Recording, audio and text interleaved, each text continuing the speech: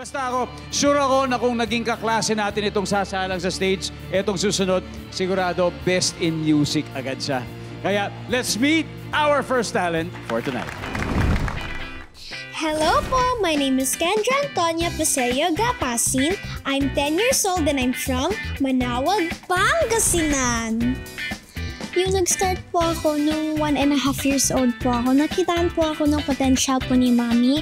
And si Mami lang po ang nagtuturo po sa akin. Siya po yung first coach ko. Yung journey ko po, nag-start po siya nung 4 years old ako po. Dun po sa school ko, The Voice of Letran Manawag po. And nag-champion pa po ako.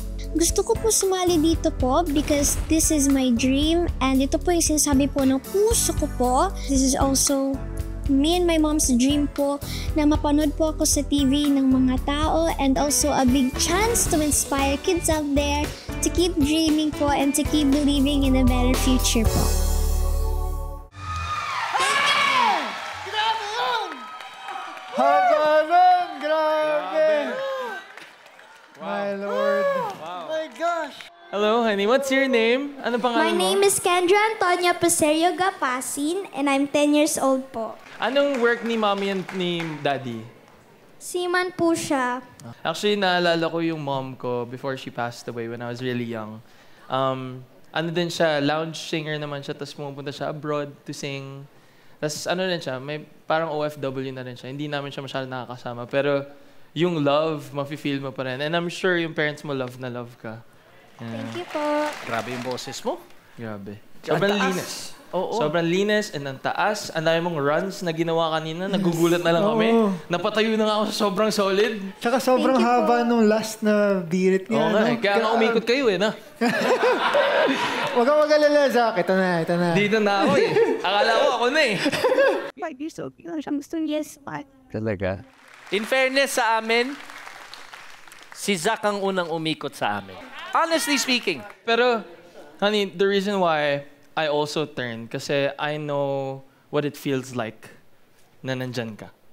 Pinagdaanan ko rin to, galing din ako ng The Voice Kids. And alam ko yung pressure, alam ko yung feeling na ang daming tao nanonood sa'yo. And for your coach, pinangunahan na, no? For your coach, Zach, ano lang, alam ko magagay talaga kita ng properly in my team. So, pero again, still up to you, honey. Still up to you. So, please choose. Sino ang pipiliin mong coach? Ang pipiliin ko pong coach ay si...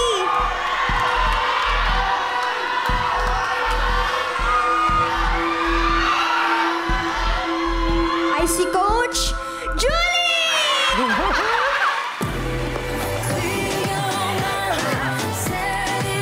Oy, hindi na nga ako nagsalita, di ba?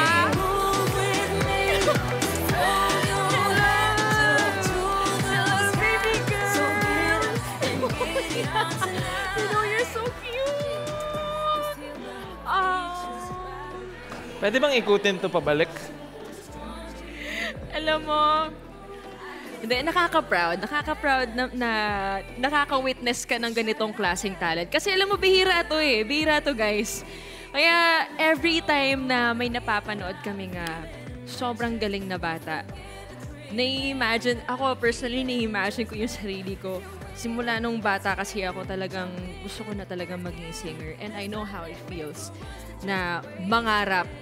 Katulad ng mga iniidolo natin, mga artists, di ba? So, ako, sobrang happy ako na pinili mo ko. And thank you. I feel so grateful. Kahit na si Coach Jack yung unang-unang umikot sa'yo. Saka yung kung sinong hindi yung nagsalitang coach. Sa'yo Alam mo napili. yun yung Masakit yun eh. Pero baby girl, we're gonna have so much fun. Yes. Alright. I want you to enjoy and congratulations. So proud of you. Welcome to Jules Squad.